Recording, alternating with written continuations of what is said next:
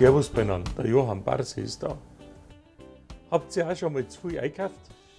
Ich habe von den Glücksklee-Rübchen zu viel gekauft.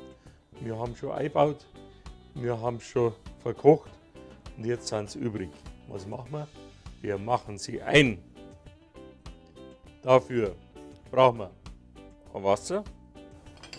Da haben wir einen ganz jungen Knoblauch und Zwiebeln.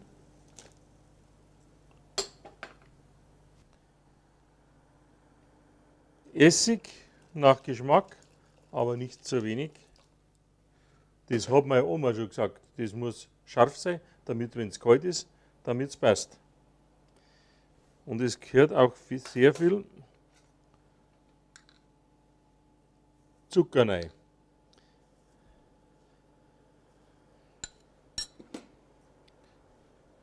Auch Salz.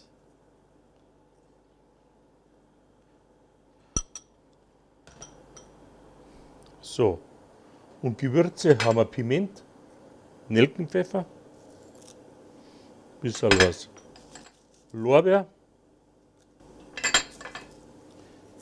ein paar Senfkörner,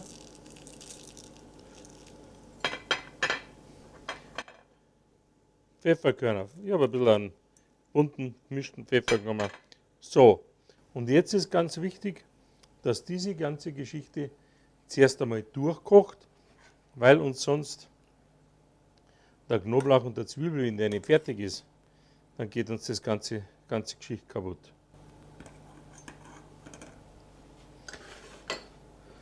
Aber wenn wir das 2-3 Minuten kochen haben lassen, dann kommen unsere Glücksklee-Rübchen rein.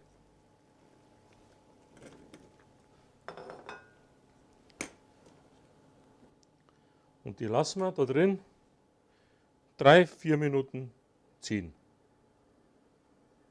Kurz aufkochen und ziehen lassen. Die müssen schon fast fertig sein, bevor wir es abfüllen. Und jetzt probieren wir den Sud noch ein bisschen. Wie gesagt, der muss gut kräftig sein, weil die Rübchen, wenn die stehen, die saugen das schon weg. So. Der ist gut. Und jetzt lassen wir es ziehen. Man kann es natürlich auf 2 Arten machen. Man kann die Rübchen auch roh in die Gläser füllen und den heißen Sud drauf. Oder fast fertig machen.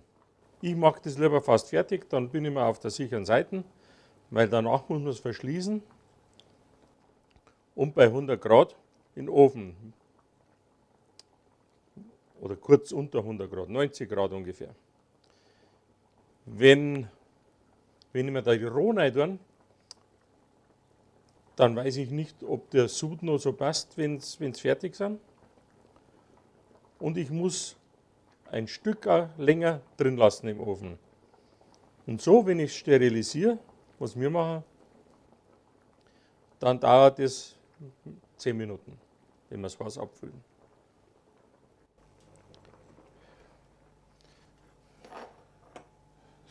So, und jetzt füllen wir es ab in Gläser.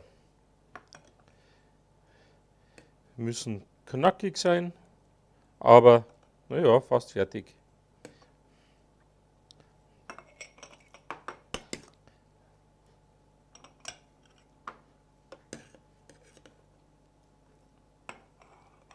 Mit dem Fond aufgießen, aber aufpassen, das ist alles heiß. Vor allem, wenn Kinder in der Nähe sind.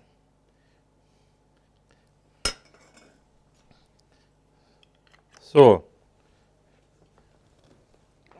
Und fest zumachen.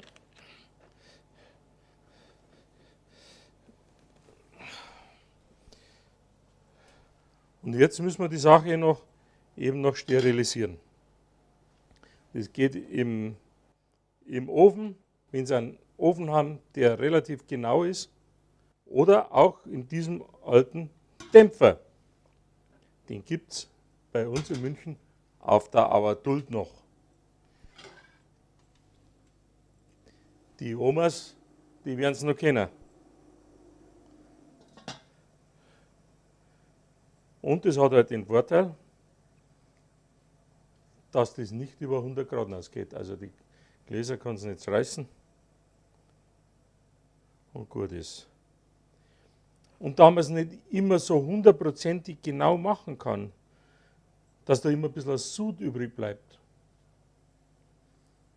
der ist doch ideal, der schmeckt doch schon so gut. Abpassieren, Öl mit runter und in den nächsten Kopfsalat rein. Aber nicht warm, sondern kalt.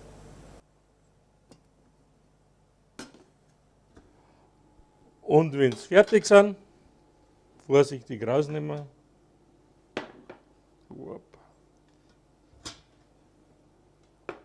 Abkühlen lassen. Und wenn man es ein paar Tage durchziehen lässt, zur Brotzeit dazu. Das ist der Hit. Ich wünsche viel Spaß beim Nachkochen und immer gespannt bleiben, was es das nächste Mal gibt. Servus beieinander.